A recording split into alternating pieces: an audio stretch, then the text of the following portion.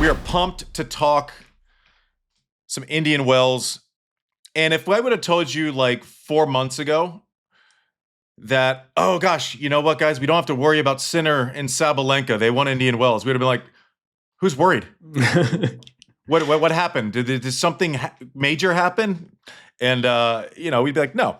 But Sinner goes through, does not lose a set, beating Daniil Medvedev, the resurgent Daniil Medvedev, 6-6 in the final. Roll City, some matches along the way, had a tough one against Fonseca, which we'll break down a little bit more later in the show. Sabalenka delivers in an epic three-setter, 7-6 in the third, 8-6 in the third set breaker. You guys, I'm obsessed with her tiebreak thing that she has going.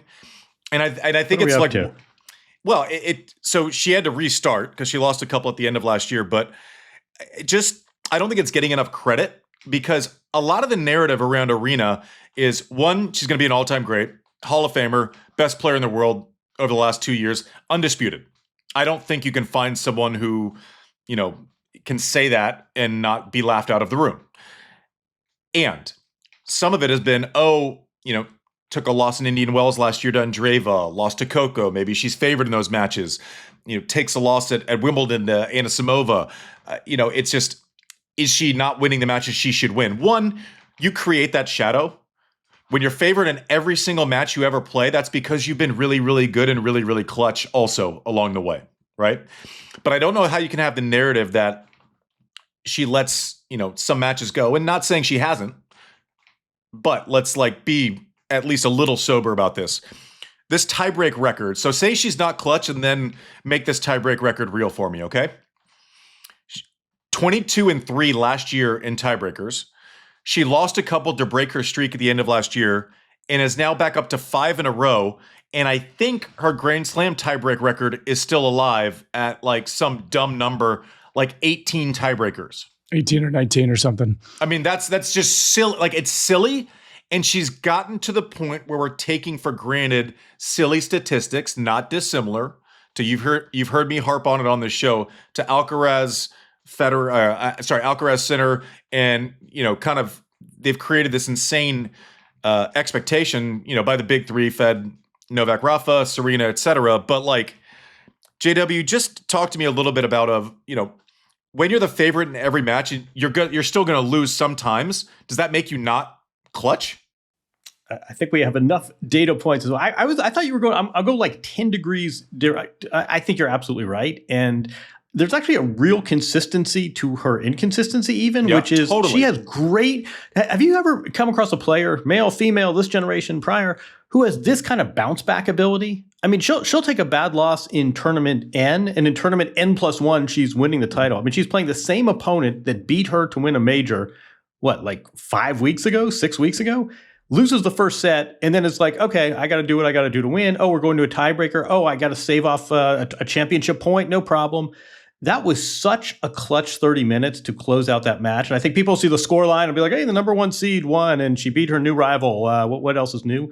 There was so much locked into that. And her ability, you talked about last year, and then what did she do? She goes to the U.S. Open and wins the title.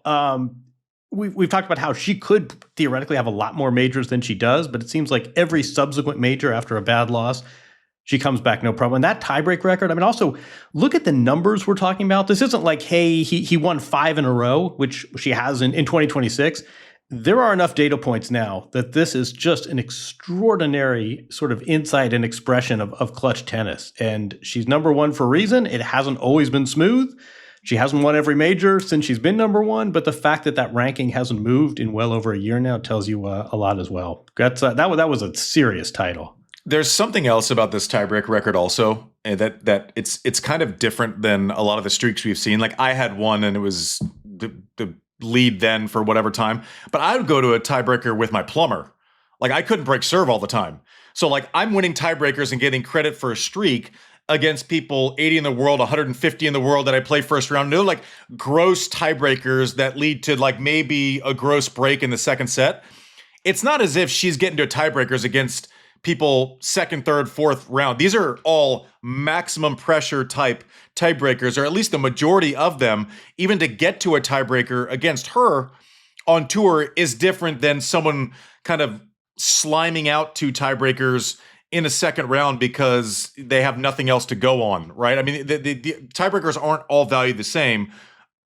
Almost every single tiebreaker she plays is like the Rybakina third set breaker, or is a second set breaker to close out a match in a major, or some other pressure set. Like, I think more credit needs to be given to this streak. I also think this has also emerged as a really tasty rivalry, isn't it? I mean, it's not totally the study in contrast that even Carlos and Sinner are, but these right now are the 2 best players, Rybakina and Sabalenka, far and away.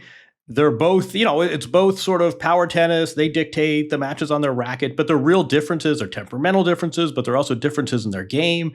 And all of a sudden, I'm like, I feel like people are kind of missing the forest for this. This is a nice rivalry that we've settled into on the women's side now. And yeah, I mean, look at the score lines of their last 3 matches in the last 120 days, and you can't ask for much more as a tennis fan. We said it on our recap show last year.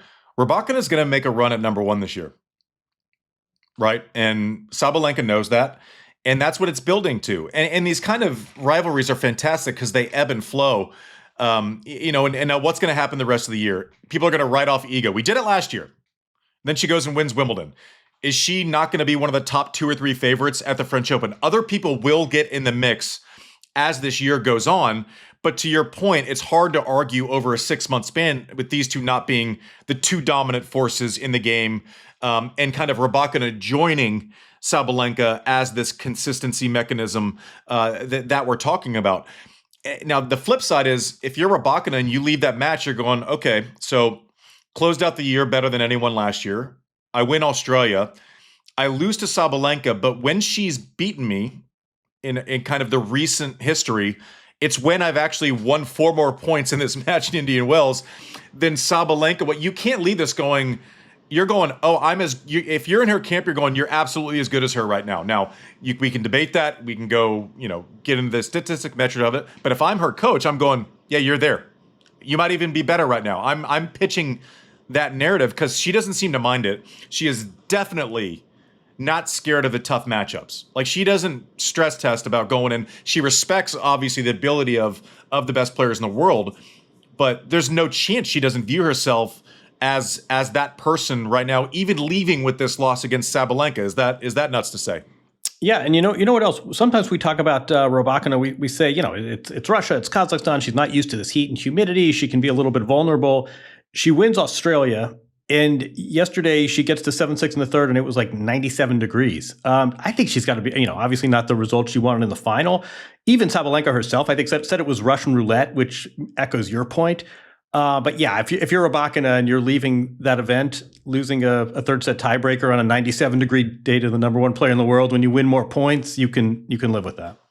Yeah, I mean, you can live with it. But listen, props to Sabalenka because she just figured out a way to win. I mean, she took the best punches, reversed it. Like, to your point, JW, she knows the pressure sets. Like, she loses to her again, we're going, oh, is this a matchup problem? Which maybe it is still. But it's a matchup problem both ways, right? Like, there's no such. So it's a 2-way matchup problem. It's not like some of us who have had terrible matchups, and it actually is a matchup problem. But props to Sabalenka. But also, I think one of the things that is intriguing about this, and there's the dynamics on court, but like the juxtaposition of them off the court. It's like Sabalenka going in. I mean, I'm your here. Contrast. Well, I'm here. Oh my gosh, I'm here for it because she just leans in fully. Congrats on the engagement, wearing a veil while practicing. Like, there's not a lot of spotlights that she doesn't lean directly into, and that's great. Like, we need the next 4 days of TikTok before we get to Miami. Like, it's fantastic for the sport. And Rybakina is almost allergic to actually having to say, do, or be seen more than she has to, which is cool too. There's nothing more swaggerish, and I can't relate to it at all, than winning a big match and giving people nothing. It's like, that's kind of, they're both kind of badass and fun in their own ways. I'm going to ruin your segue to the men's final because it's not dissimilar. But one thing that's always interesting to me personality-wise, I think some of it is just innate in who you are, but I think some of it is how you approach your career.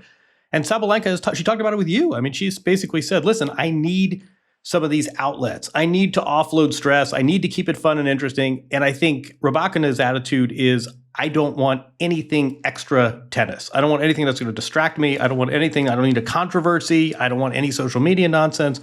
It's both in service of winning, but it's two very different approaches to the job, which I think is really interesting. Yeah, and we've talked about this before, so I won't belabor a point that we've gotten to. But I remember growing up as a junior, and everyone was like, "Okay, you have to stay calm. You can't say anything. You have to talk to yourself. You have to do all these things."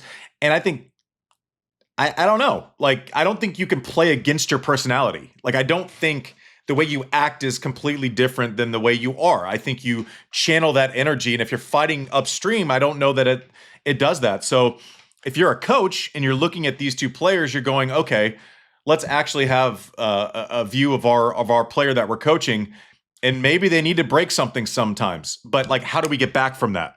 To your point with Sabalenka, like, can you go nuts? Can you have a bad result? Can you lose the plot, but then dial back in? And maybe that's where you need to spend kind of the coaching hours. So I think there's a lesson here where it's like, you can't turn McEnroe into Sampras, Mike. Yeah, well, and I think to that point, Sabalenka after the win was in a press conference talking about how she was going to celebrate, and she had this to say. And what is our perfect delivery of the week? Yes. Flying out tonight. So, what does the celebration on the plane look like for you? Well, I guess a couple espresso martinis probably, and 5 guys to go. Basically, I mean, that's why I'm never in a good shape, because it's 5 guys and espresso martini as a celebration. Yeah, I guess that's it. Maybe couple drinks just to cheer ourselves, and that's it, because the schedule is really tight, and we're on to the next one, and I cannot relax too much because I'm a defending champion there, and also it's Miami. I love being there, playing there, so I want to do well there as well.